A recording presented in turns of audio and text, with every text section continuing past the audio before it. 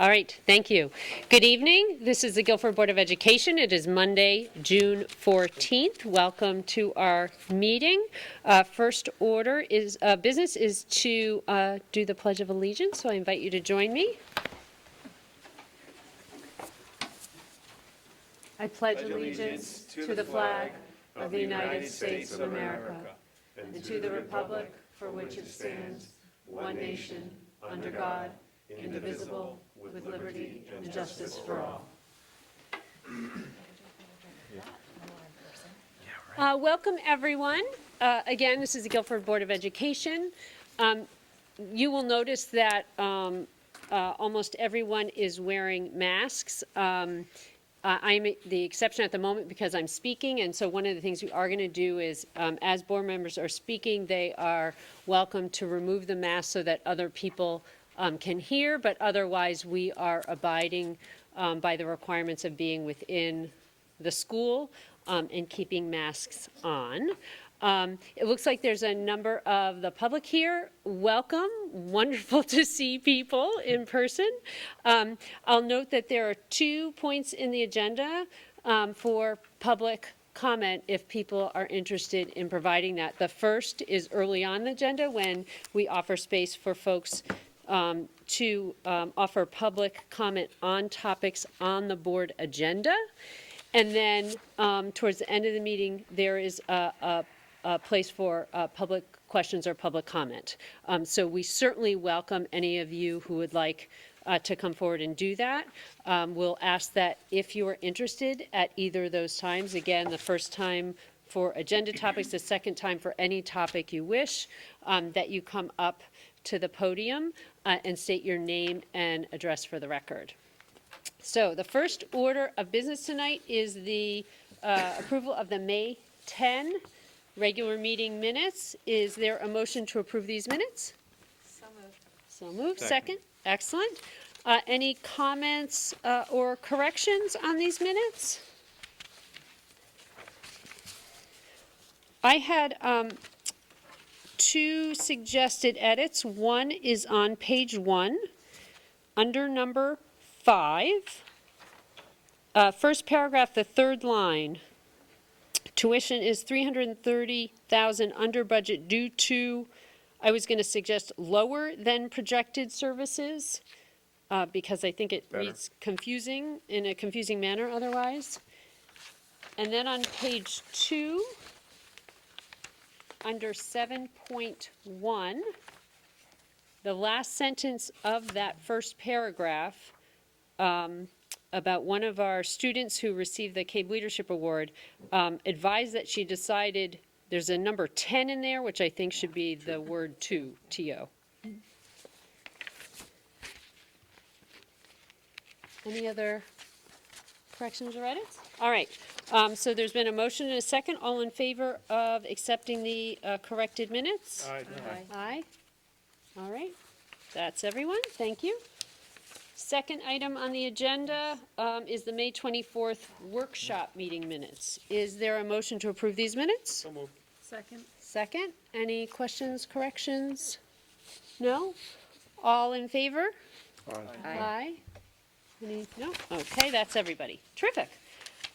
So now there's an opportunity for anyone in the public who would like to address us on topics on the board agenda this evening. We'll have an end of the year school update, Esser 3 planning. No. All righty.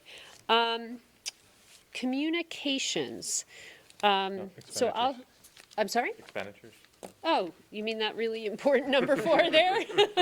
John, thank you. I'm so excited to be in person in meetings. I'm just, sorry. Number 5, review and approval of expenditures for the month of May. Mr. Galino is going to share those with us. Thank you, Dr. Bass Tracy. So, as all my colleagues and everyone has in front of them, the memo coming from Ms. Trudeau regarding the financials for the month of May 2021.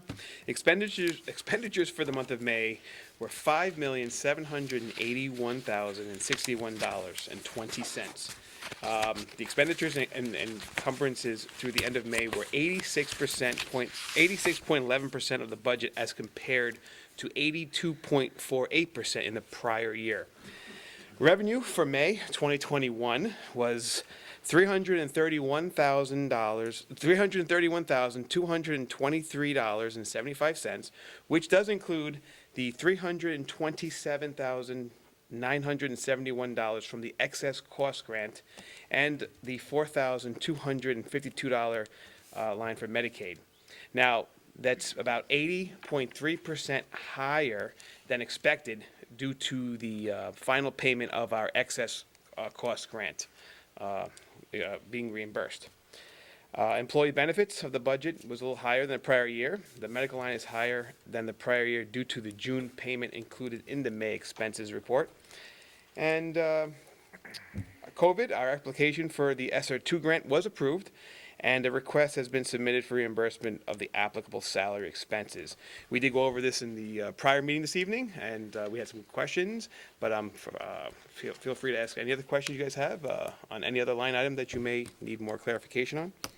Thank you, Mr. Galino. So, as you just mentioned, we did talk about this in detail in the Operations Committee meeting, which happened just prior to this meeting. As Mr. Galino noted, the excess cost grant this year represented 80.3% of the reimbursement, which is significantly higher than we've seen in the last couple of years. The last couple of years, it has generally been in the low 70s, so that was particularly beneficial. The other really important news that came out of the Operations Committee meeting and the discussion of financial reports is that Mrs. Trudeau and our business department has been very, very carefully tracking our COVID expenses over the year, as well as the grants that are coming in, watching other budget lines. We thought 2 months ago that we were going to have to go back to the Board of Finance for a special appropriation. We were excited at that time that it was looked like it was going to be perhaps around $300,000.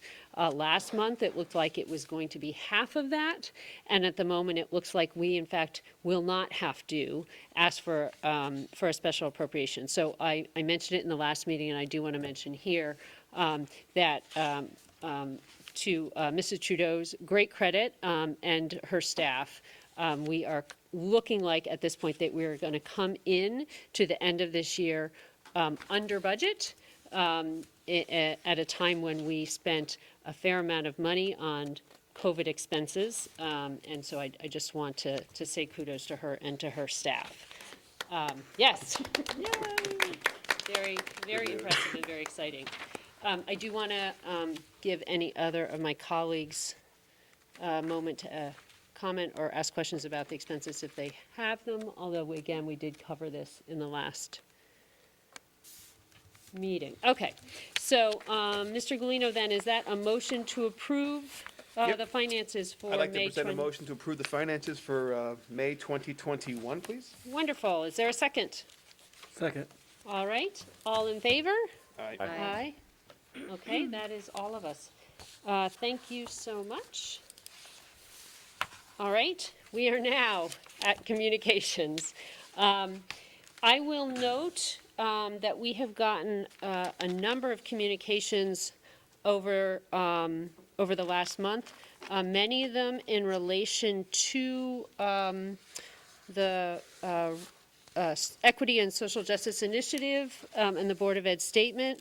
I will note, I spent some time this afternoon that we've heard from over 50 people telling us or communicating their support to us about this initiative and strongly supporting it. We have had a couple of people who have raised concerns reaching out to us, and also folks who've had a couple of questions about what we're doing. And we are more than happy to answer any questions that people have. I will also note that the Guilford Fund for Education here in town, the Board of Directors of the GFFE wrote the Board of Education a letter in support of this work, as did the Executive Director of Learn. And as did the Connecticut Association of Boards of Education, reached out to us as well. So again, a number of communications on that topic. Are there other communications that Board of Ed members received that we want to make sure we note? All right, again, I will note there were a couple of questions. I have already checked in with Dr. Freeman to get those answers, so I will get responses to those people tomorrow. All right, student representatives. Jerry, it is wonderful to see you. I'm going to turn it over to you. All right, so first at Guilford High School, as things are wrapping up, we would first like to congrat all the Guilford spring sports teams on their fantastic seasons. And we'd like to give a special congratulations to the girls lacrosse team who won their state championship on Saturday. Yes.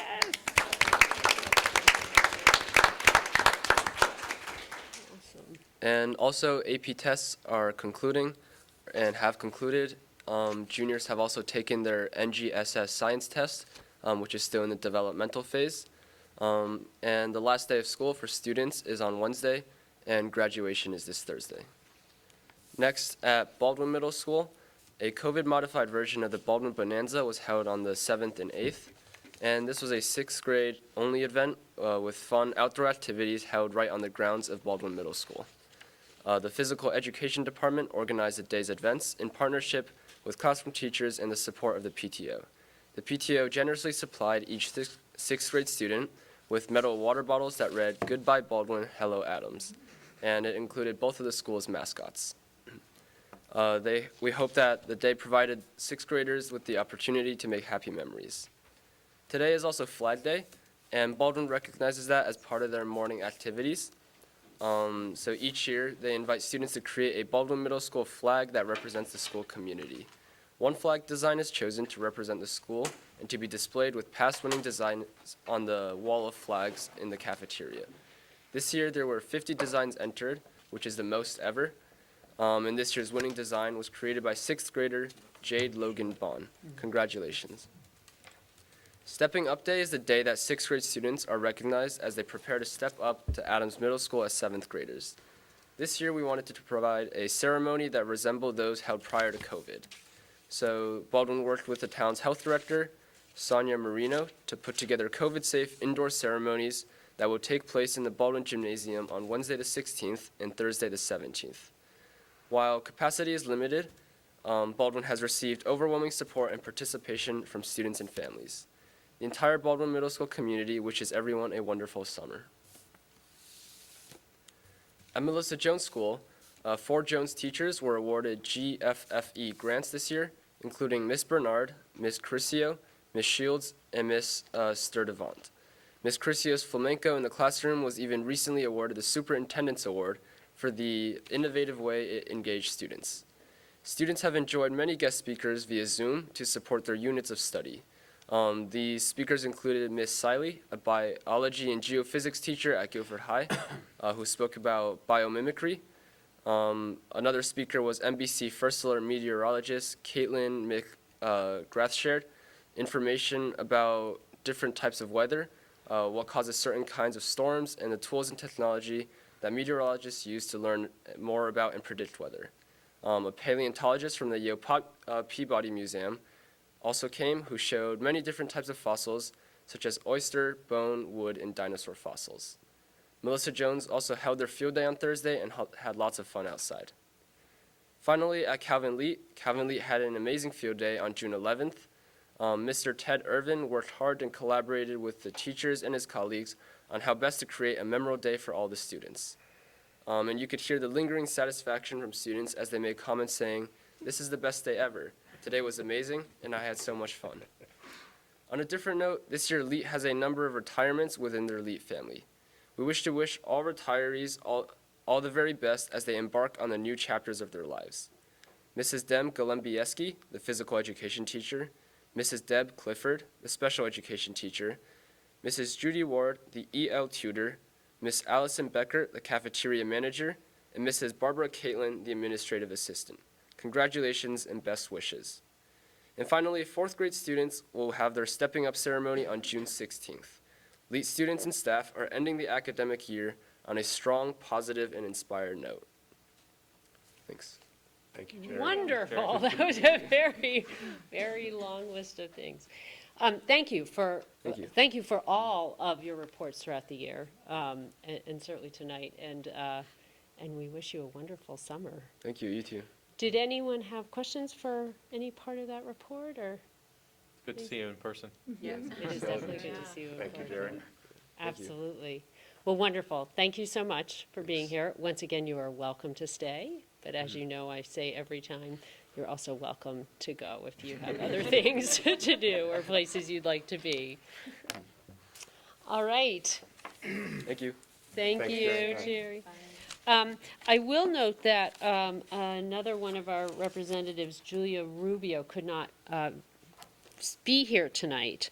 But we do have a recognition for her that we will make sure that we get to her. Yeah, Jerry will be coming back to us next That's year. just, I should make that clear. That's exactly right. but Julia will be stepping off the board, and we will be sharing this recognition in thanks of all of her work with us. That's right. So we will, unfortunately, she couldn't be with us, but we will make sure that this gets to her. Certificate of recognition, Julia Christine Rubo, I hope I pronounced her name Rubo, correctly, yep.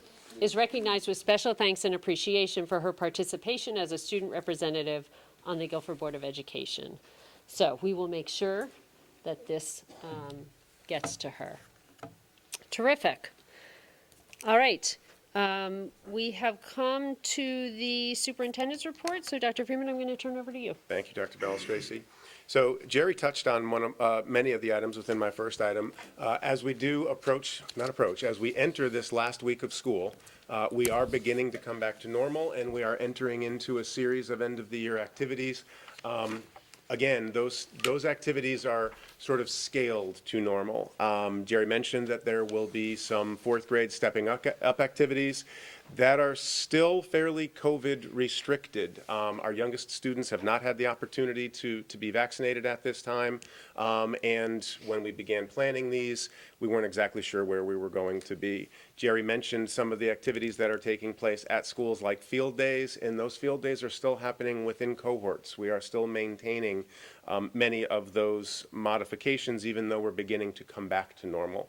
As we move into Baldwin and Adams and their stepping up ceremonies, their promotion ceremonies, we're releasing a little bit more. Adams, I believe, will be relocating here to the high school on Wednesday, originally scheduled for Tuesday, but the weather does not look promising, so we're taking advantage of a rain date. Most exciting is the high school graduation. The high school graduation will be the event that is returning most to normal this year, recognizing that many of our high school students have taken advantage of and are now fully vaccinated, and recognizing that those students won't have other opportunities to make up that missed event. And so we are really excited that high school graduation will be taking place on the Guilford Green this Thursday, the 17th. Students will be maintaining one piece of last year's event, which was the car processional from the high school to the parking lot at St. George's, and then they will be sort of repeating the traditional processional walking from the parking lot at St. George's onto the green. We do need to remind community members that you are welcomed and encouraged to line up along that route and to watch the students as they process to the green.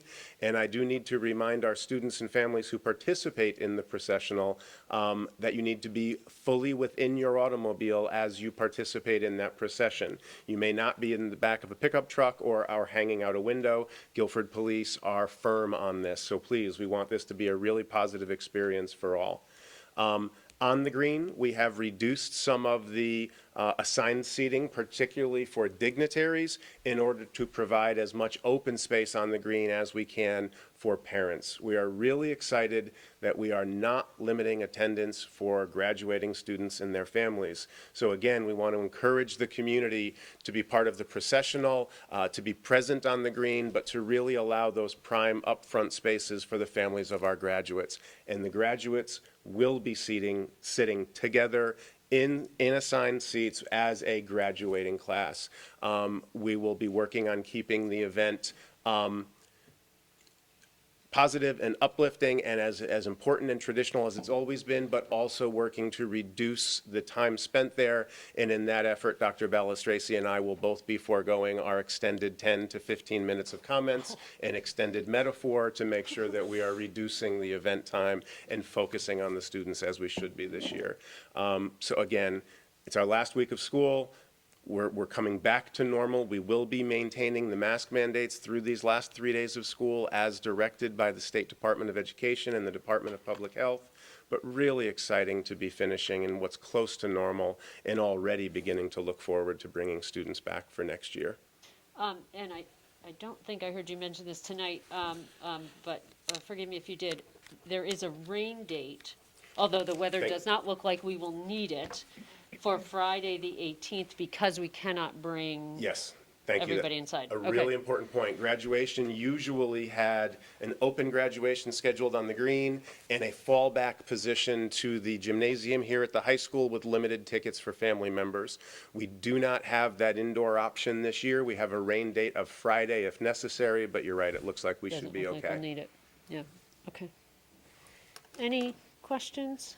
Are there after graduation activities for the students? Yes, there is a project graduation event that is being organized and that is being supervised by volunteers, yes. And we appreciate their efforts this year of all years to be able to provide that safe and supervised activity. Other questions? All right. And then you have another item here? Yep, I want to give an update on the Esser 3 application. We were going to project, but we ran into difficulties with projection. I'm going to hand out, I'm going to send these handouts around for board members.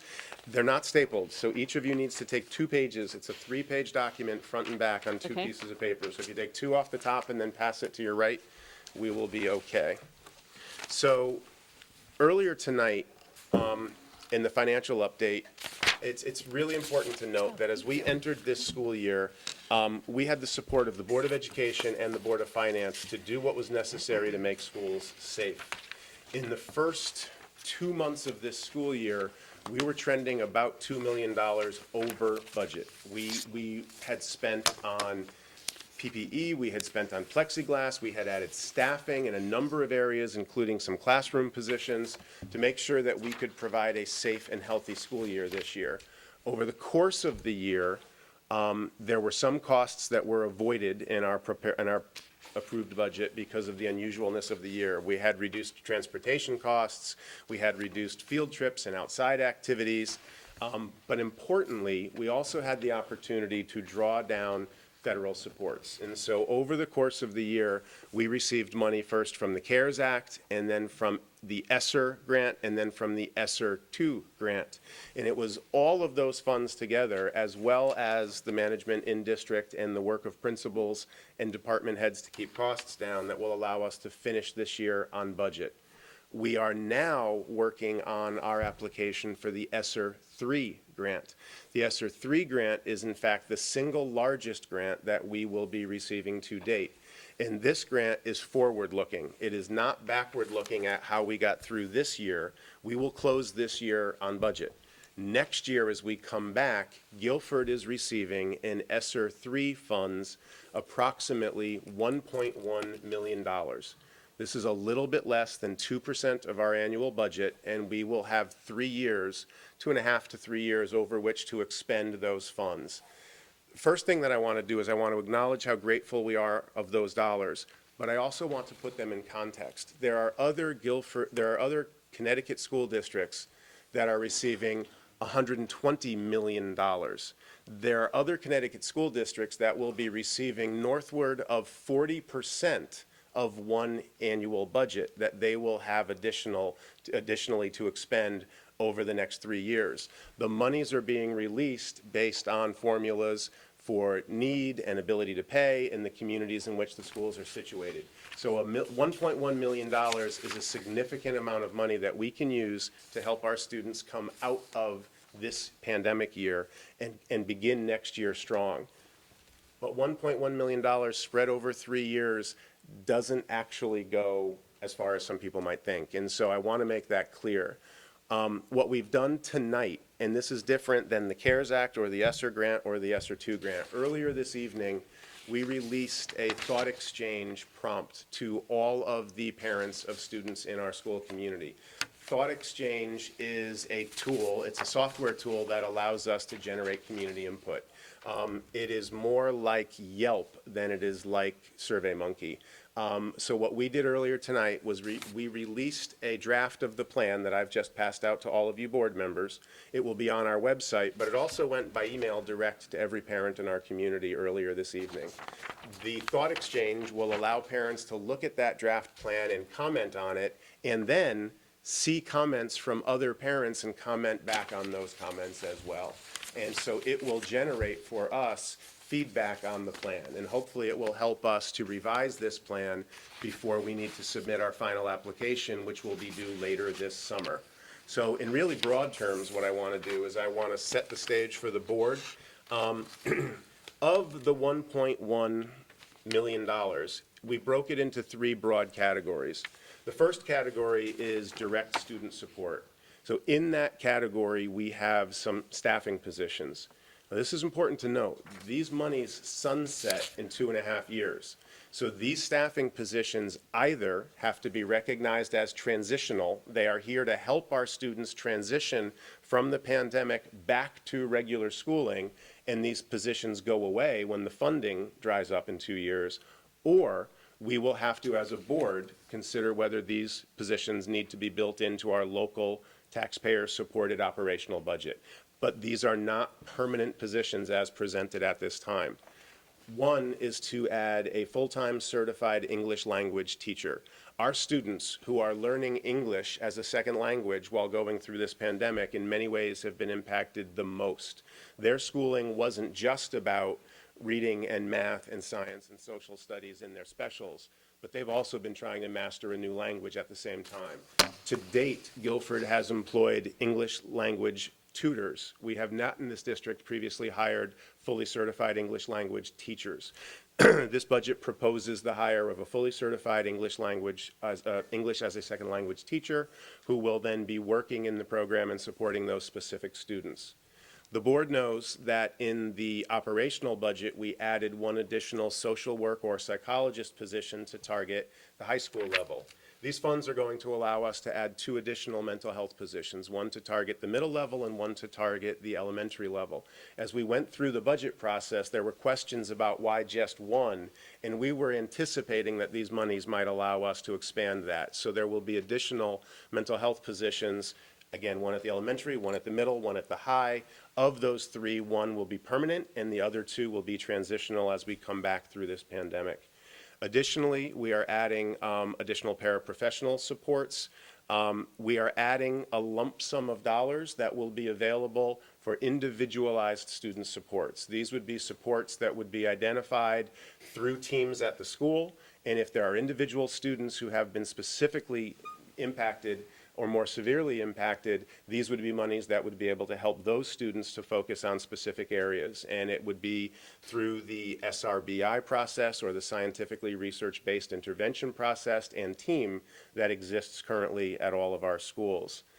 And additionally and importantly, and we've talked about this at the board level before, we will also be adding simply additional contact time, more time for students to be able to engage in really rich learning activities that are both grade level appropriate and aligned with grade level standards. The first of which will occur over this summer, and then the second of which will occur after hours. One of the things that we've learned through this pandemic is that we can use Zoom to extend the school day for some students who want or need that opportunity.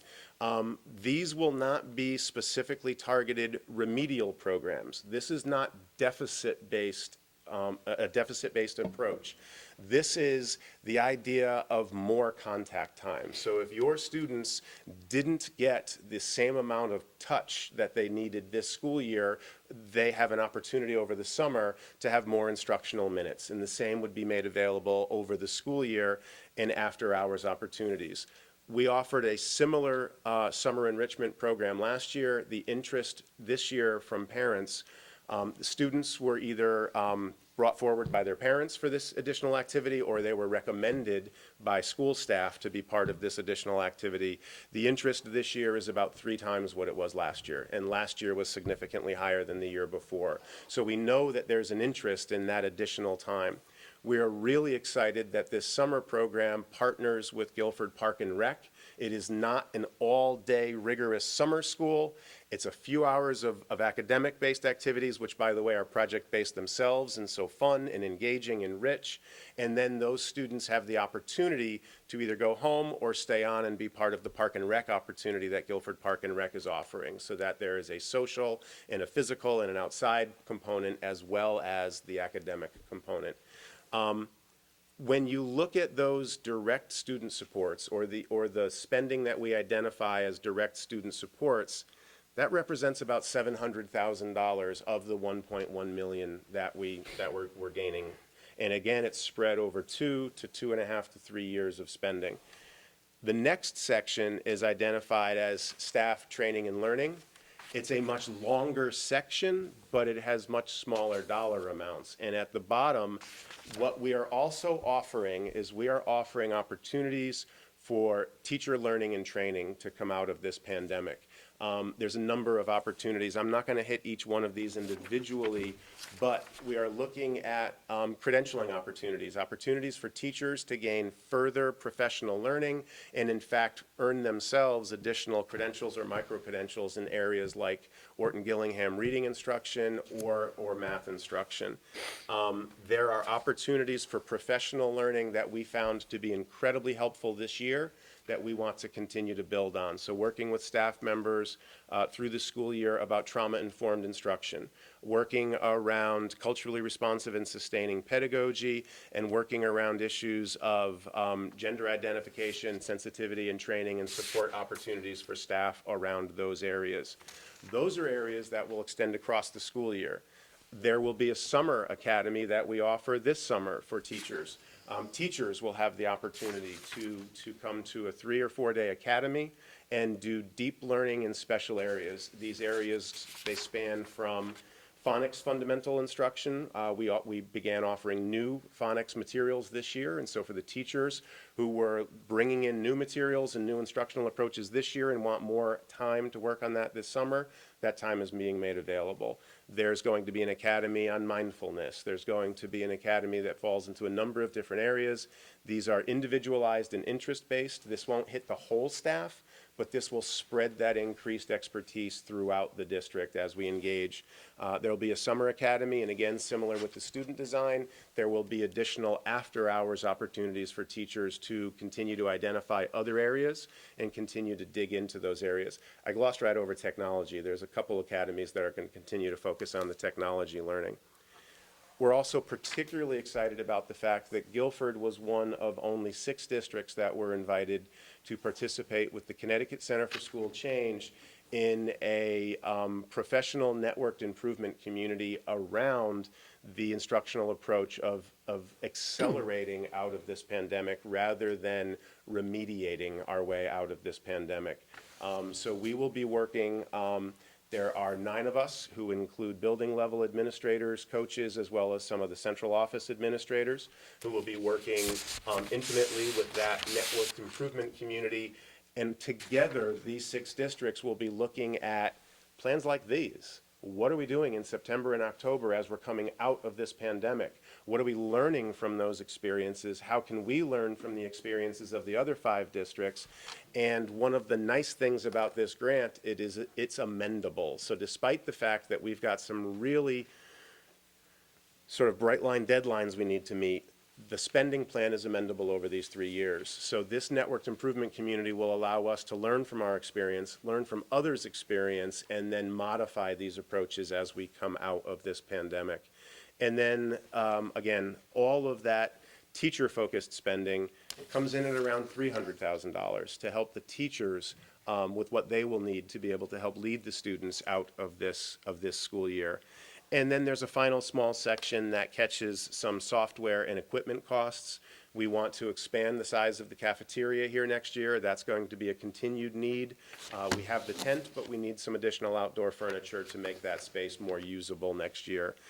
We're going to continue to lean on Zoom, some of them for the spending that I mentioned in this plan. The Thought Exchange program that I just mentioned is going to help us to really reach out and not just send information out to the community, but to ask the community to respond. And so we see a real opportunity to continue to use Thought Exchange, not just around grant applications like this one, but around ideas for continued adult training. When we find ourselves needing to make principal or administrative hires, that we will be able to really reach out and hear back from the community. Thought Exchange is just an exciting tool. And then some other pieces that teachers experienced this year that they want to be able to hold on to. And that entire spend, this, the category that we could call stuff, comes in at about $125,000. So again, I've been meeting with small groups of people to talk about the plan, sharing it here with you in greater detail than we've discussed in the past. It will be available on our website for folks to comment on in the traditional way, and we're looking forward to seeing this Thought Exchange report that we will get. The Thought Exchange question will be open from this afternoon when it was sent through the close of business Friday, and we'll have a report sitting in our office on Monday that helps to pull together the community's responses to the ways in which we're thinking of spending these dollars right now. Again, I hate to finish this way, but when we first thought about engaging the community in this conversation, which by the way is a grant requirement, it's not just that we want to do it, and we do want to do it, but it's also a requirement of spending the grant. I was really worried that if we simply went out to the community and said, how should we spend $1 million, we're going to get a list that's $10 million long. But the idea of, again, pointing out it's a little less than 2% of one budget that will be here to help us transition out. We want to prioritize the direct student supports, but we also know that the teacher learning is going to be enormously important. And now to hear back on the plan as drafted, we've got a few weeks yet before the final application is due to modify this list or the ratios where the monies fall within the list based on that feedback. And again, really important, the grant is amendable. So we will be able to continue to learn and move monies through these 3 years if we find that we're learning important lessons as we do expend the dollars. It's a lot of talking for $1 million. $1 million doesn't buy what it used to, but I did want to make sure that I covered that with everybody. Questions? Go ahead, Kristen. So on our approximate cost category, this is the approximate cost spread over the 2 to 3 years? This isn't just next year's Yes, in approximate many cost? places, you're looking at 2 years' worth of expenses. And Okay. so the quick place to go would be to those 2.0 social workers. It's the second line. I had that. A $200,000 cost is anticipating 2 social workers at entry-level salary of $50,000 a year for 2 years. And again, we are thinking that even though we have 3 years to spend the monies, 2 years for those positions will give us time to determine, are we coming out? Did they help us with the transition as we visioned? And are we ready to sunset those positions? Or alternately, do we need to start thinking about building them into our base operational budget? And in that case, I would rather not wait until the 3rd and final year, because if necessary, we could again move dollars if we needed to while we worked on a local budget to maybe stretch those for an additional year. Okay. So some of these items, most are based on a 2-year calendar. Okay. And these costs, thank you for noting that, these are approximate. When we submit to the state, we will need to have an application that is accurate down to the dollar, but that wasn't necessary to get people to comment and to hear folks' feedback. So these numbers are rounded off, and they're just approximates at this time. My concern becomes hiring talent, knowing that it could only be a 2 to 2.5 year gig. And how do we plan on doing that is the question. Because, in all honesty, as we're looking at the budget year in, year out, and we're making staffing cuts, these would presumably be some of the first positions to cut should we need to. Yeah, so it's a really good question. Thank you. Two responses. One is the first thing we need to do is be really honest and transparent. So as we are interviewing for these positions, advertising, we will make clear that these are grant-funded positions and we do not anticipate that they will be permanent. We need to be honest and candid and fair to the folks who are looking at them. But then, what often happens is that even though these are coming in as grant-funded positions, if there are retirements within the seniority list of that department ahead of these people, it may not actually be the grant-funded, right? These folks get 2 years of seniority. If there's a significant amount of retirement above them, then they might, and so honestly, with our eyes open, it's a danger. When we first started looking at this, I was originally opposed to having any staffing positions because it creates a funding cliff. Districts all over the country ran into this in 2008 and 2009 when the relief monies came out after the financial collapse. A lot of districts built their response on staffing, and then you end up hitting that cliff. The money goes away, and now you're ended up making a forced choice. So it's there, it's highlighted at the top of the list. It's just that we really believe, especially those first three teaching positions are so important that we need to do this. It's the right way to spend the dollars, and we need to just do it with our eyes open. And I will be bringing it up during budget deliberations next year and the year after. We won't just set it aside and forget it until the dollars sunset and now we're rushing to make a decision. It might be really prudent if the board chooses to add one additional position, and again, the grant being amendable, if we added one social worker position to the base budget next year, we could pull some of those dollars out of year 2 of the grant, spend them in other places where we're seeing we're having a big impact, and that softens the landing at the cliff. And so, again, I'll be bringing this up as part of budget deliberations next year. Thank you for the question. With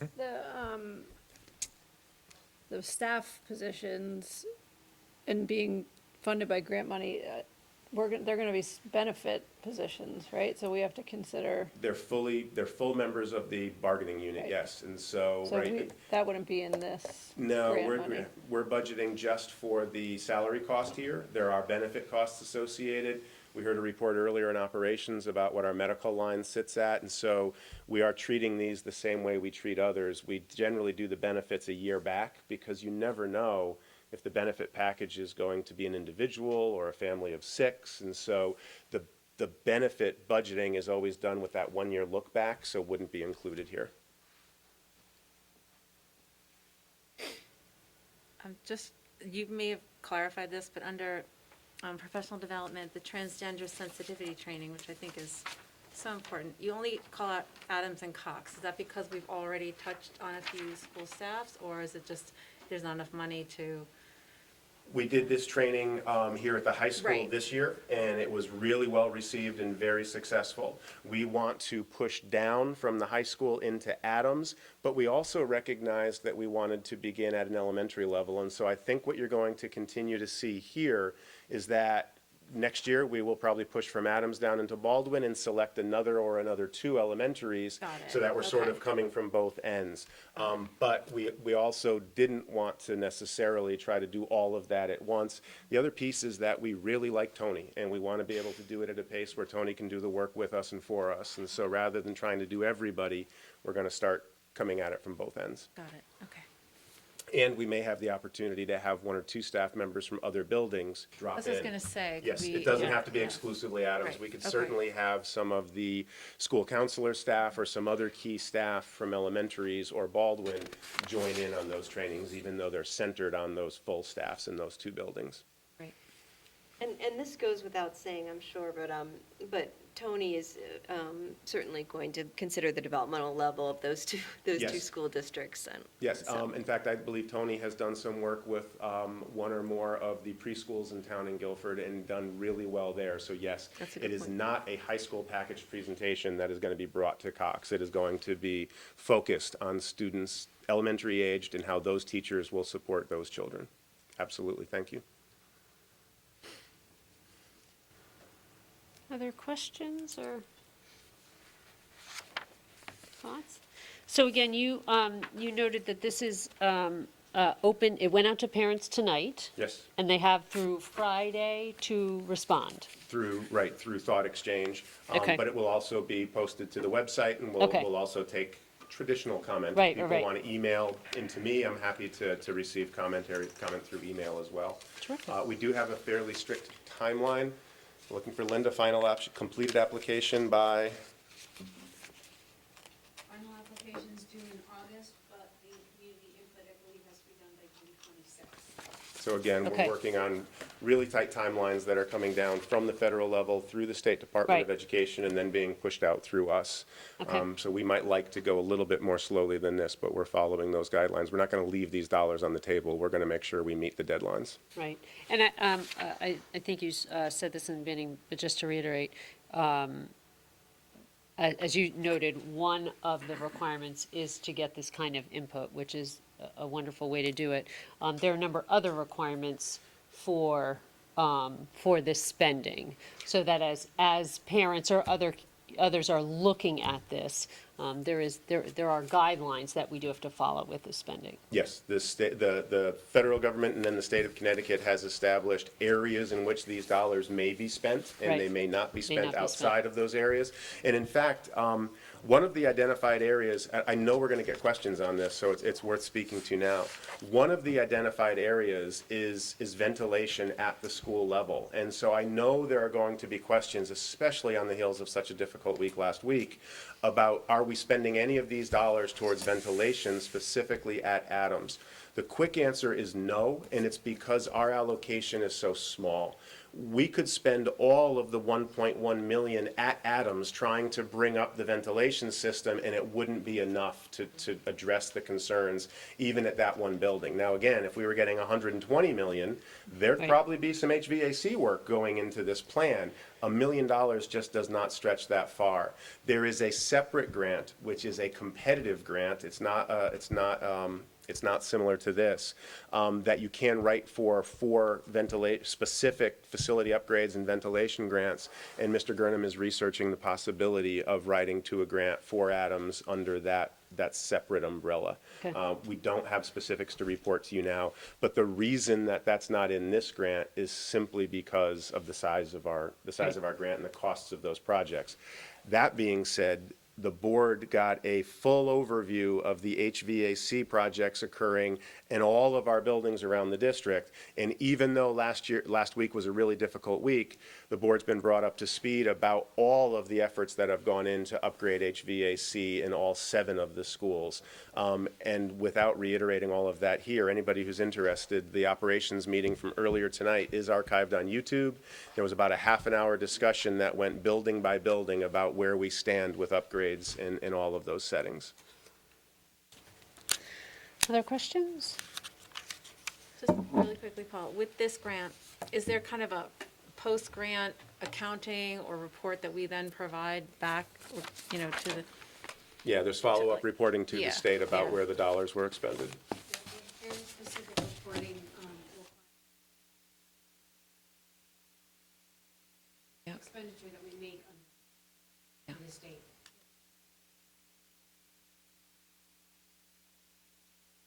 right? And important to note, we will now, right, in addition to writing these applications for all of these different grants, we will now be responsible for the management, Administration, that's upkeep, what I'm administration, asking. and And so- reporting for CARES, Esser, Esser 2, and then Esser 3, right?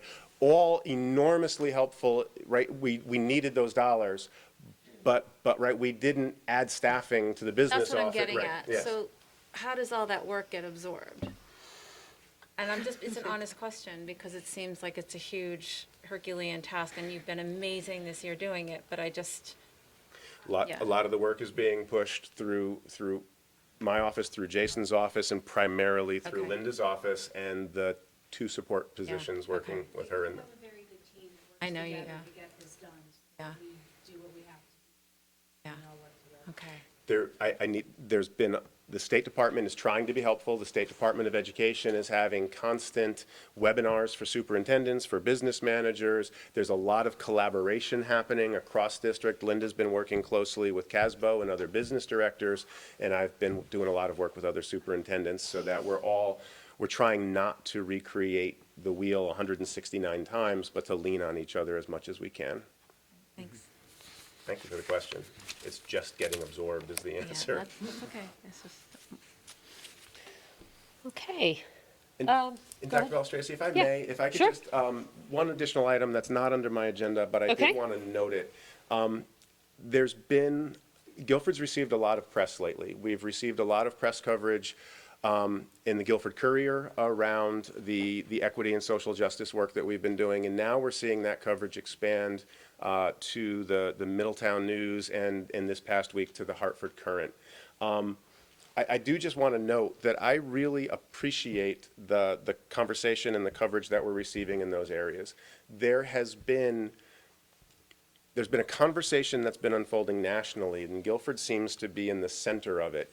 And as we, as a board, as we have been talking and as the staff has been talking about equity and social justice, as we have been focusing on culturally responsive and sustaining instructional pedagogies, as we have been focusing on broadening the titles that we use in our classrooms, as we have looked at diversifying our workforce here in Guilford, and simply supporting our children and being able to have honest and candid conversations about race in our community, there have been other conversations and other suggestions, both at the national level but also locally, that have suggested that what we are doing, rather than looking at instructional approaches and texts and the workforce, is that we are indoctrinating the children in Guilford Public Schools into a Marxist or an evil ideology, that we are teaching all white students in Guilford that they are racist, and that we are teaching all black and brown students in Guilford that they are victims. I just want to say, that is not what is happening in the Guilford Public Schools. The Guilford Public Schools have been engaging in a broad conversation here at the board level, hopefully with the community, and in our schools that have focused on our instructional approaches, our curricula, the assignments and the texts that we use within those curricula, and ways to help all of our students know that they are represented in the texts that we read and the conversations that we have, and that we can talk about race without being racist. We have shared texts with the principals and the leaders in the staff and with teachers in the staff. And those texts have talked about race. They are provocative texts. They are challenging professional level texts that we've asked our staff to engage with. But I want to be clear to the community. There's no assignment in Guilford Public Schools. There has been no teacher training in Guilford Public Schools that has said all white people are racist. I reject the assumption that talking about race therefore makes us racist. And I just wanted to make sure that that statement is said clearly and briefly and on the record. The texts that we have shared with our staff often come up in the center of that. I want to be really clear that asking our staff members to think about being proactively anti-racist rather than passively not racist, right? It comes down to, if you're not part of the solution, you're part of the problem. I don't think that asking our adult teachers to wrestle with that idea can be equated with being racist. And so again, I just wanted to be able to say that, to clarify. If there are people that are concerned that we're doing the other, then let me dispel you of that notion. We are not doing the other.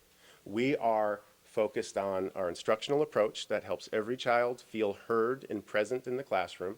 We want to diversify our texts that allow students to see themselves in the texts that we read, and that help our students to see the whole world and all of history. And we really want to make every effort to diversify our teacher workforce so that we're not just talking about people who are different, but that if we're really lucky, our students will have opportunities to work with and develop relationships with people who look a little different than them as well. And we're doing it from a good place, out of care for all of our students. When the word evil gets attached to that, I just want to take a moment and make that statement really clearly on the record. And I apologize for taking a few extra moments in my report to do that. No apologies necessary.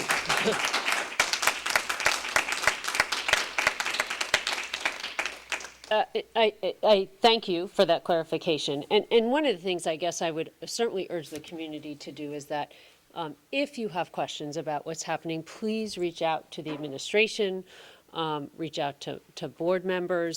I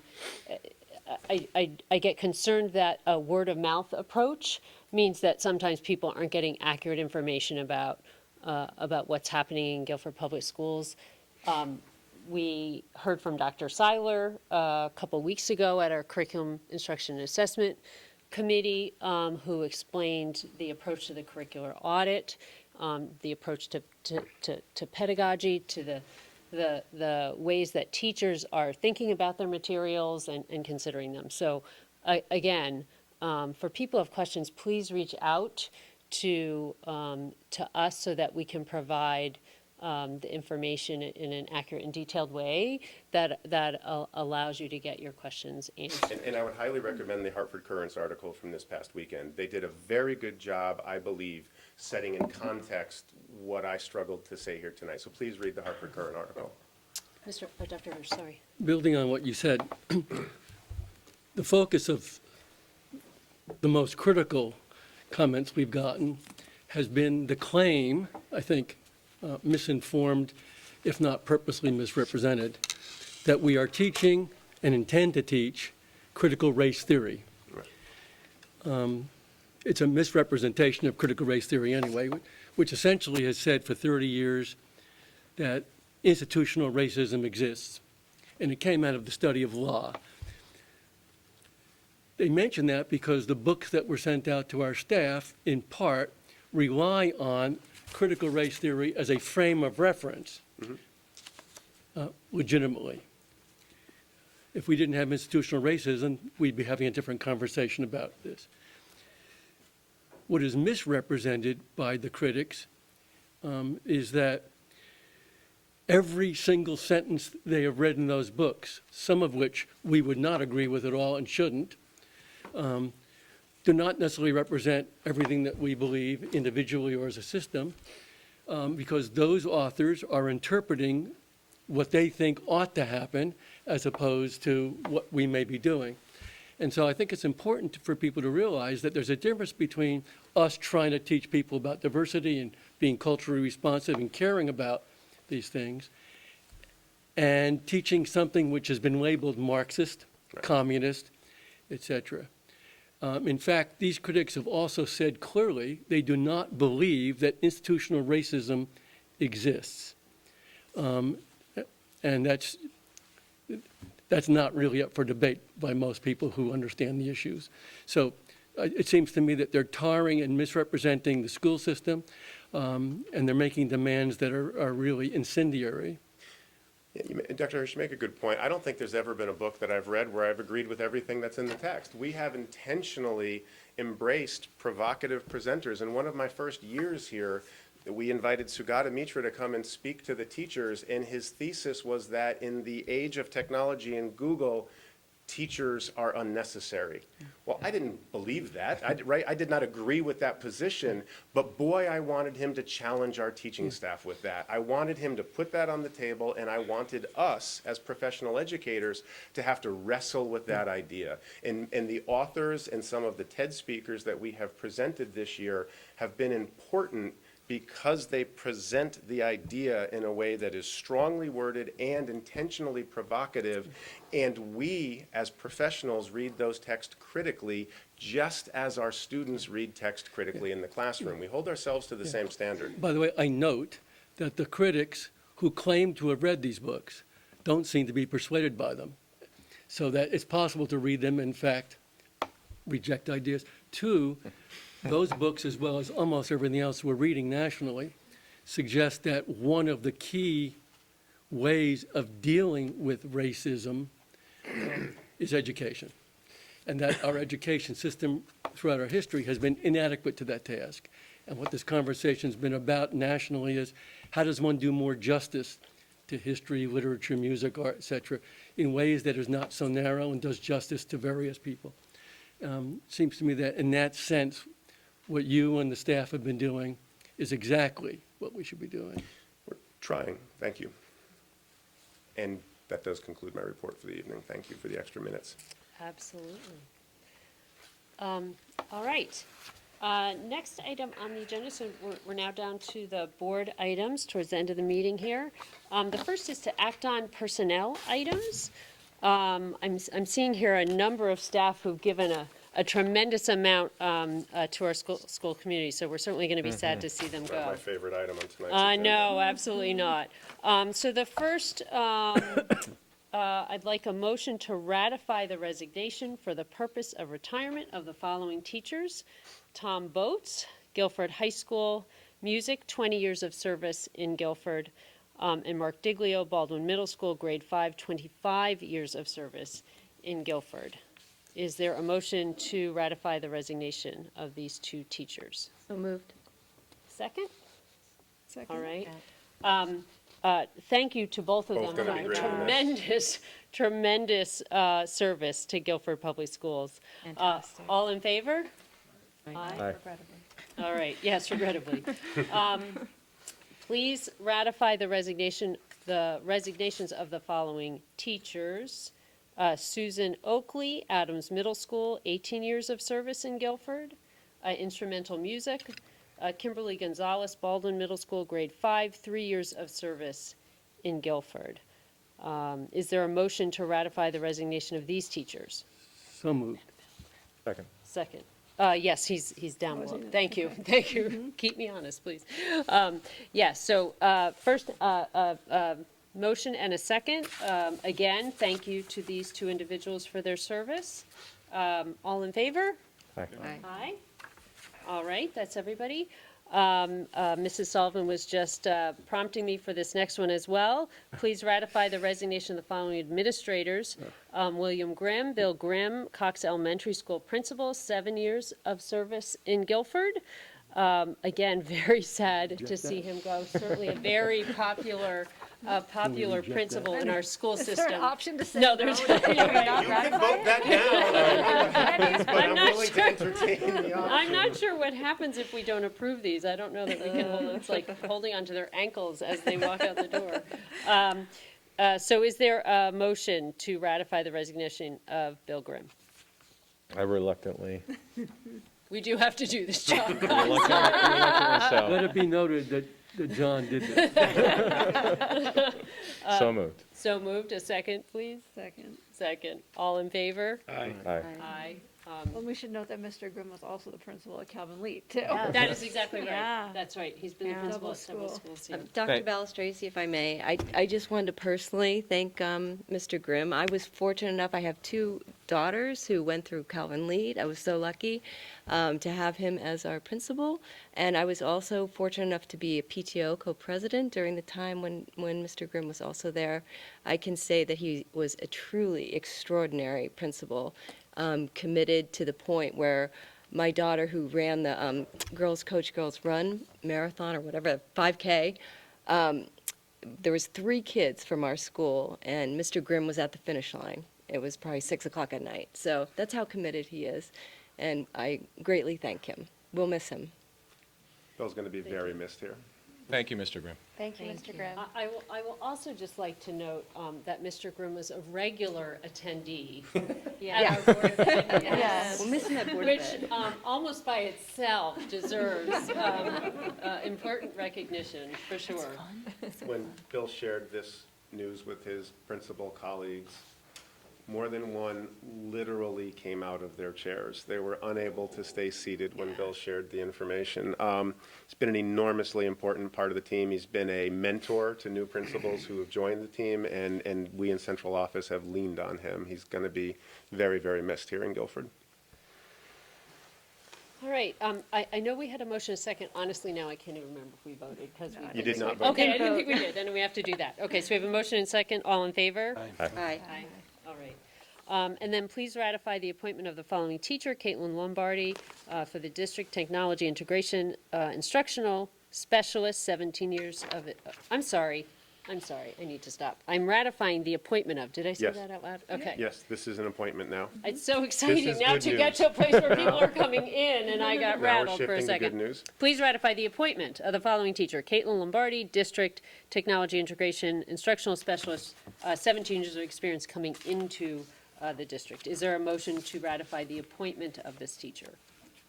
So moved. Second. Second, all right, all in favor? Aye. Aye.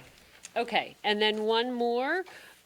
We do have a non-renewal that we have to vote on. This is something that happens sometimes when we literally do not have a position available anymore.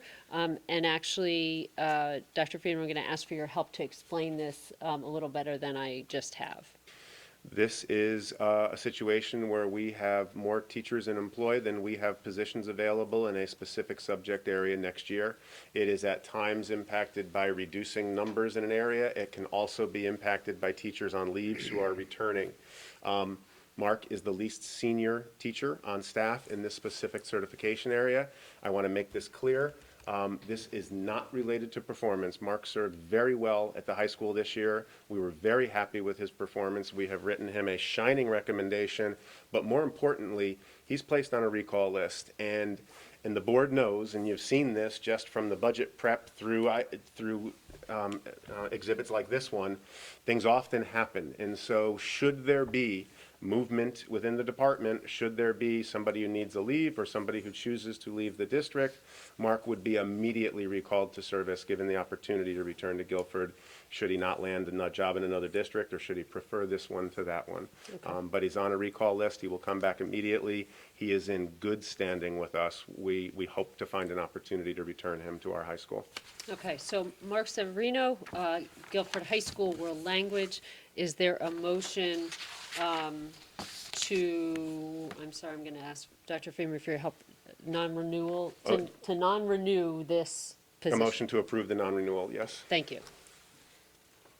Thank you, Kristen. Second. Second, all in favor? Aye. All right, thank you, that's, all right. Again, not my favorite item. No, it's, next, on the agenda, we have, to approve a $1,750 donation from Project Courage to Guilford High School. Is there a motion to approve that donation? So moved. Second? All in favor? Aye. All right, we certainly thank Project Courage for that donation. Also, to approve a $12 donation from Ashley's Ice Cream to Guilford High School. Is there a motion to approve that donation? So moved. Second. Second, all right, all in favor? Aye. Aye. Everybody, okay, In-kind donation. terrific. Would be nice. Um, Right about 9.4, this is a receive item. This is the 2019-2020 annual report. Dr. Freeman, did you want to say anything about it? This is an annual requirement. An enormous thanks goes to Lori Hahn in being able to pull this together this year. So we're required to deliver this to you annually at this time. It becomes part of the townwide report. There for your reading, doesn't require a lot of conversation, but again, great thanks to Lori Hahn for pulling it together. Terrific. All right. Now, reports on committees. Does the policy committee have a report for this evening? Yes, simply that our next meeting will be on June 28th. An agenda's forthcoming. Wonderful, thank you. Operations Committee, we did meet just prior to this meeting, and I think we covered the main points of discussion. The Curriculum Instruction and Assessment Committee? Yes, thank you. We met on May 24th. We already alluded to some of the topics, but we were fortunate to have Dr. Seiler join us and discuss the work that he's been doing all year long in our district in terms of an audit that's been conducted, and in terms of the meetings that have taken place between himself and student groups and individual students, has spent time discussing experiences of various student groups and specific students in the district. He let us know that he is formulating a report, and that will be forthcoming, but he wanted to make sure that that was finalized and that teachers were given adequate time to give input on that report. So we're all, I think, waiting for that information. I think it will be very rich when we get it. We also, in the time remaining, were able to discuss some of our policies in the district around leveling of classes at the high school. And we specifically heard from the high school English department, actually, who has recommended that that the leveling for upcoming sophomores be sort of discontinued for English. And we heard the justification and the information around that as well. Terrific. Thank you. Any liaisons to town committees for which there's something to report? Land acquisition did not meet this month. Okay. Any others? All right. And last, liaison to Learn Board of Directors. We did have our first in-person meeting on Thursday. Okay. Which I was unable to attend. It was to discuss the annual budget. Okay. And then we don't meet over the summer, so I'll have some nice budget homework to do, and we'll get back to it in September. Wonderful. Thank you. All right, so that concludes the reports of committee. The next item is an opportunity for the public. Public questions or comments at this time. Again, if anyone's interested in addressing the board, we just ask that you come up to the podium and state your name and address. And we're happy to entertain any public that wants to come forward. Sure, come on up. It's kind of a free-for-all. I was just going to say. Don't-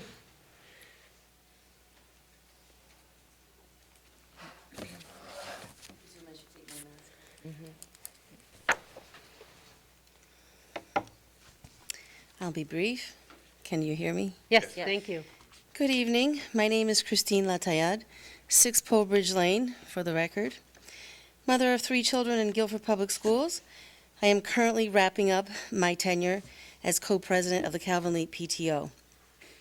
And lastly, a founding member of the ABAR committee, newly formed this past summer, which is the Anti-Bias, Anti-Racist Committee.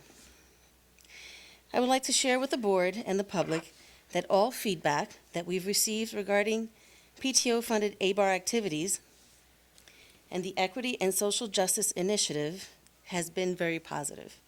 We at Calvin Leet have not received any negative feedback or opposition from the Calvin Leet community. As a parent of 3 students in our schools, I personally have tremendous appreciation for the commitment of the board to augment our curriculum and school experiences with an infusion of diverse literature, points of view, testimony, and documented historical accounts that in the past have not been made available to students. I plan to continue to collaborate with school administrators, teachers, families, and students in all efforts related to equity and social justice in curriculum, extracurricular experiences and activities, and cultural enrichment programs. You have my full support. Thank you. Thank you. Thank you. Is there anyone else who would like to? Transition quickly, folks. Hi, everyone. Ornella Rulo. I'm 432 Old Whitfield Street here in Guilford. And thank you, Dr. Freeman, Dr. Balistraci, members of the Board of Ed, for including my comments tonight. I'm here tonight in support of the Board of Ed Curriculum Instruction and Assessment Committee as they work with Dr. Seiler towards improved culturally responsive and sustaining pedagogy. After reviewing the BOE-CIA committee meeting on 5/24 regarding progress on Dr. Seiler's audit, I applaud your continued transparency on this board and look forward to the forthcoming report. I'm here tonight as a parent of 3 Guilford Public School students and also as a founding member with Christine of the Guilford Anti-Bias, Anti-Racist Alliance. But what I would like to share with you tonight, I also stand here as a pediatrician. My current work does not include a clinical practice. However, I am no less committed to the health of all children than the first day I walked onto the wards at Los Angeles County Hospital when I began my medical training. Please understand I share my background tonight because I implore you not to take my statement lightly, as what I would like to state is not my personally formulated opinion, but that of the American Academy of Pediatrics. In August of 2019, the American Academy of Pediatrics published a policy statement entitled "The Impact of Racism on Child and Adolescent Health," which recognized that, and I quote, "Racism is a social determinant of health that has profound impact on the health status of children, adolescents, emerging adults, and their families. Pediatricians and other child health professionals must be prepared to discuss and counsel families of all races, I repeat, that's all races, on the effects of exposure to racism as victims, bystanders, and perpetrators. And as per our role in education, the American Academy of Pediatrics, quote again, advocates for federal and local policies that support implicit bias training in schools and robust training of educators in culturally competent classroom management, and advocates for curricula that are multicultural, multilingual, and reflective of the community. So I commend and thank Dr. Freeman, Dr. Balistraci, the members of the Guilford Board of Education for being leaders in the pursuit of social justice in our school system, for remaining committed to equity despite misinformation and propaganda, and for their continued work to improve curriculum and professional development for the betterment of all our children. Thank you. Thank you. Thank you.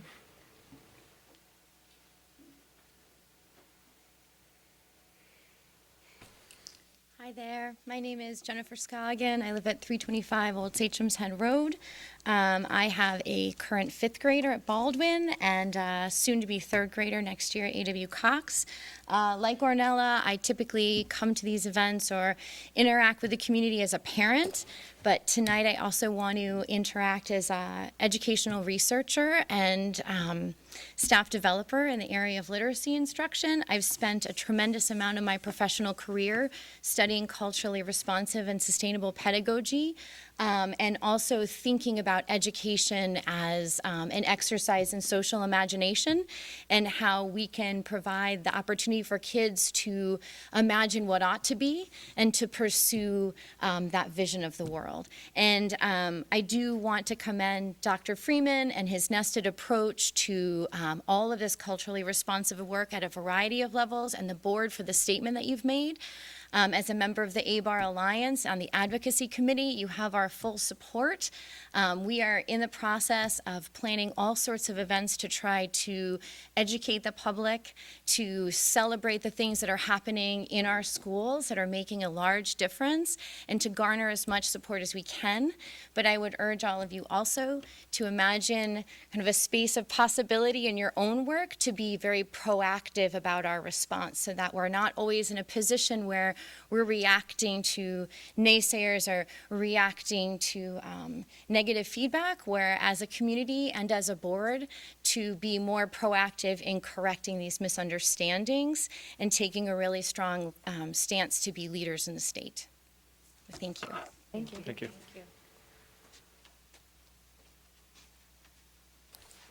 This explains the number of people. Good evening, everyone. My name is Christina Parent, 58 Graves Avenue. Thank you for the opportunity for letting the public speak tonight. I'd like to express my support for the Board of Education statement on addressing equity and social justice in the Guilford Public Schools. I have also been so impressed with the audit being conducted at the high school by Dr. Seiler. This process demonstrates an incredible responsibility and commitment to ensuring an equitable and enriching educational experience for all students. I think a similar audit conducted at the lower grades would also be very insightful as well. As a member of the Calvin Leet ABAR Committee, Anti-Bias, Anti-Racist, we have seen tremendous interest from elementary families across the district on how to have tough conversations about race and racism with their children. Our committee worked with Roots Connected, a professional development organization, who created a family workshop series for our community. ABAR committees from all 4 elementary schools, along with the financial support of all 4 PTOs, brought the first workshop talking about race and racism with my child to their school community. Over 150 families across 4 elementary schools registered and attended the workshop. The response was overwhelmingly positive, with concrete examples on how beneficial it was for their families. We look forward to providing more educational resources for families in the future, and thank you all so much for your commitment to our students, teachers, and staff. Thank you. Thank you. Thank you.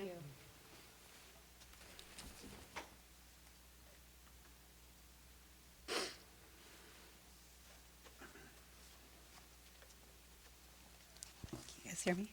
Hi, everybody. My name's Lauren Dennehy. My address is 7 Hampton Court. Thank you, Dr. Freeman, and the entire Board of Education for your time tonight and for the countless hours you spent thoughtfully holding our community through this intense and challenging school year. I wanted to take a minute, like many of my peers here tonight, to make a few comments about the district's stance regarding social justice and equity. Firstly, simply, thank you. While many of us have commented that it's been a long time coming, I recognize the bravery and strength it's taken for you to intentionally move our community in this important direction. Secondly, I wanted to also acknowledge my gratitude for the partnerships developing in the community through the ABAR Alliance. It's been really heartening to be a part of an energized and inspired ABAR team at Guilford Lakes. The beginning work of our group has included simple gestures, such as a recent portrait party, in which we gathered children to draw self-portraits with access to multicultural crayons. This was an energizing afternoon and a reminder of how simple gestures to embrace difference and open conversations are so easy, so important, and urgent. Our kids at Lakes are grappling with how to treat one another respectfully around their areas of difference, including race, gender, and ability, to name a few. A reminder of how these efforts are urgently needed to combat the insidious nature of bullying. Finally, I wanted to make a larger comment regarding the firestorm surrounding these efforts, including the question if our kids can in fact cope with complex realities and feelings about race. I, like many, am concerned with the politicization of this discussion, and I'm really grateful for you, who can help us swim through these rough waters by calling upon the expertise afforded you in education and child development, not politics. As a clinician and clinical professor in child mental health and child development, I can attest it's a sign of developmental progress to learn to think critically, to build empathy, and to make efforts to look outside of oneself and develop an identity within a larger world. It shouldn't be surprising that mental health outcomes are better for people with these capabilities. As we know, the mental health experiences for children experiencing racism, sexism, gender discrimination, and more are poor. There are researched and practiced ways, as we know, to support teachers to work with children as they grapple with hard feelings that surface in discussions.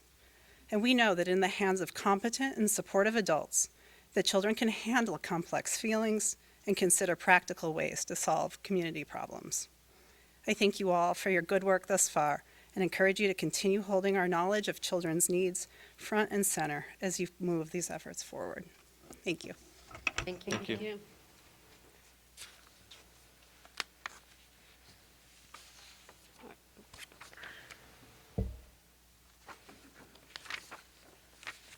Good evening. My name is Lisa Freund. I live at 337 Old Whitfield Street in Guilford. And I didn't write anything. I just want to say thank you, Dr. Freeman, Dr. Balistraci, Board of Education, of your steadfast efforts in bringing about equity and social justice into our schools. And there's way more behind you than against you, and we thank you. Thank you.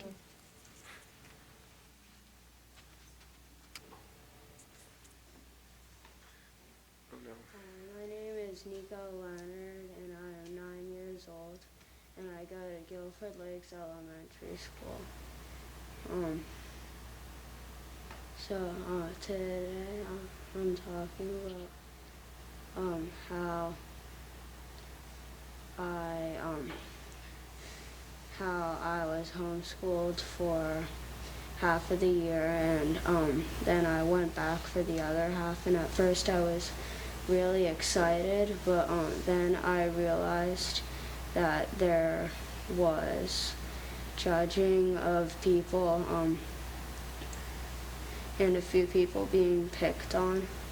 This made me feel uncomfortable, and I wanted to stop it. So I talked to our school social workers, and I tried to come up with a solution. So,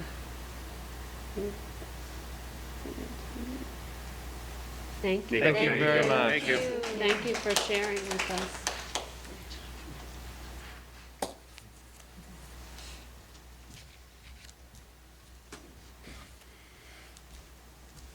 Hi, my name is Christine. Sorry, I live at 429 South Hoop Pole Road, and that was my son, Nico Leonard. I just wanted to briefly follow up on Nico's comments that we're very grateful to have support in the elementary schools, and I wanted to share that as a parent, I decided to join ABAR based on Nico's experiences, and I feel that there were some additional stories, not to get into the nitty-gritty of it, but there was clearly a lack of understanding at the student level about the word racist, thinking that it was a joke, and all of these things. Students realize there's a power and a mystique around this word, at least at the elementary school level, and I realized that it's important for us to work as a community, both parents, teachers, administration, all together in helping our community to heal and address these issues out in the open. I'm very pleased to hear about the upcoming grant and the work that is already taking place, and I'm very excited about this partnership between the ABAR Alliance and the school district. I do have some concerns that perhaps the school board may consider ABAR to be taking on this work in a way that might insulate the school from some very difficult conversations. For example, we recently had an idea that we would give out multicultural crayons for free as an introduction to the Guilford Lakes community of introducing the work that ABAR is doing, and that was not allowed because it would be a difficult conversation that some parents may not agree with, bringing the issue of race so concretely into the student body directly. And so I do understand that it's a very challenging and difficult conversation, and it's my hope that we can, moving forward, work together to have those very challenging conversations, because I think it's very needed, and I'm very excited to begin this challenging work together as a community. Thank you for your time. Thank you. Thank you.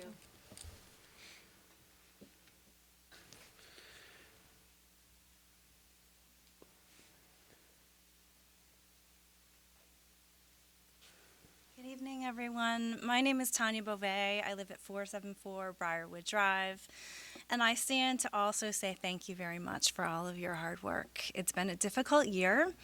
I think talking about race, talking about equity is something that is difficult and challenging, but the conversations do get better. They do get easier as we talk about it more.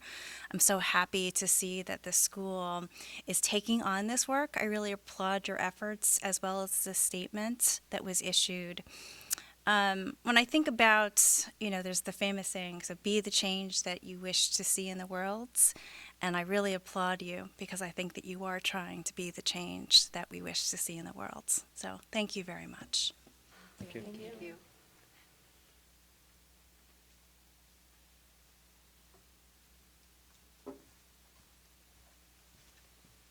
Hi there, Alexa Miller, 201 Dromara Road. I'll be really brief. I just want to reinforce all of the gratitude that has been expressed tonight and tell you how much I appreciate the work around diversity, equity, and inclusion. When I moved to Guilford 8 years ago from the Boston area, I was really taken aback and frankly quite horrified at some of the things that are normal in this town and accepted. And what the efforts that I've seen come out of this school, I felt very disappointed by. I didn't realize I was going to get so emotional. Many aspects of the town, and the efforts coming out of the school over the last 18 months, for me, have given like the first time I've felt a sense of pride to live in Guilford. And so I just want to say thank you. Like others who have spoken, I come from a healthcare background, and I'm just so viscerally aware of the impact of micro acts of discrimination, as well as very big ones, on human health.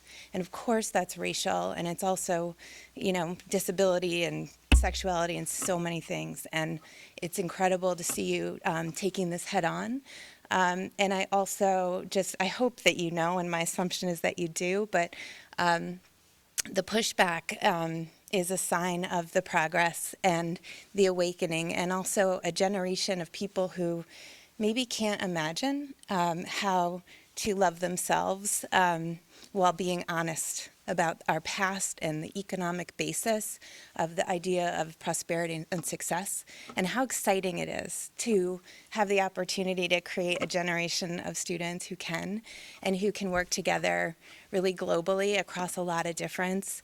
I teach a class at Brandeis University, and I just am coming off the heels of last semester where 15 of a group of 15 students in my class, less than a third of them were white. It was the most multiracial class I've ever taught, and it was also the best experience I've ever had. The learning was so profound. There was truly high performing by nature of the diversity, and so I'm just really excited and grateful for all you're doing. And I just also finally wanted to put in a request that I do hear talk sometimes about like, oh, the hard conversations, we're ready for that in high school.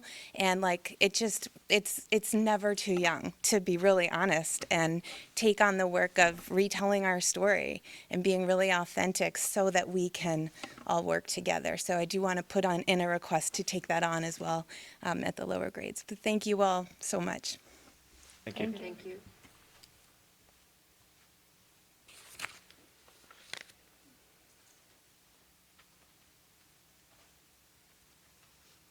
Good evening. I'm Diane Grasso, 351 County Road.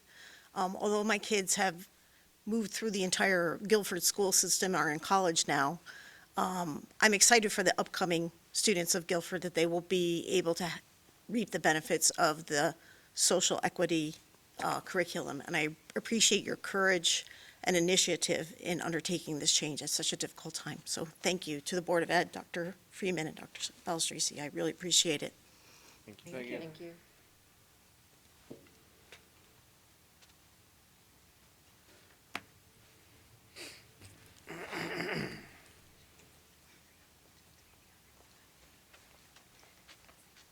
Hi, Sewell Golden, 645 Tanner Marsh Road. I also didn't write anything down, but thank you so much for all your hard work.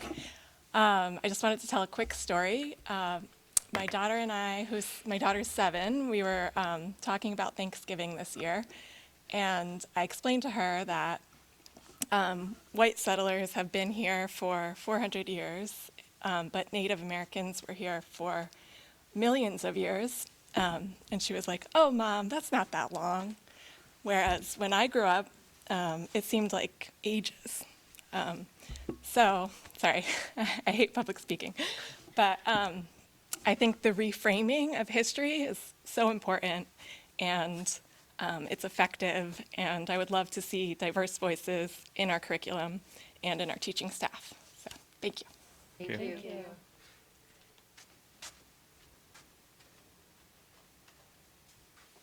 Anybody else? I'm keeping an eye on whether people are getting up. All right. Thank you. Again, thank you all for coming and for providing public input. It's always very helpful for those of us on the Board of Education to hear from the public and hear how people are feeling. And so we very much appreciate you coming out. Nico, very much appreciate your too. And I have to tell you, I don't know how you felt speaking, but you just heard a grown-up say it's kind of nervous to speak in public, and it's taken me a long time to feel comfortable. So thank you for having the courage to do that. I appreciate it. All right, that is the conclusion of our Board of Ed meeting tonight. We do have one more piece of business for the board, which is an executive session, the superintendent's evaluation, which happens every year. That is something, again, that happens in an executive session, and when we come out of an executive session, we will adjourn, but there will be no votes happening. So for all intents and purposes, that will be the end of the public part of the meeting. I am going to ask for a Board of Ed member to make a motion to go into executive session. So moved. Second, all in favor? Aye. All right. Thank you very much, and we will adjourn to executive session. We do have the small room in the back of the library is available for us because it's going to Okay. take a while for these guys to break this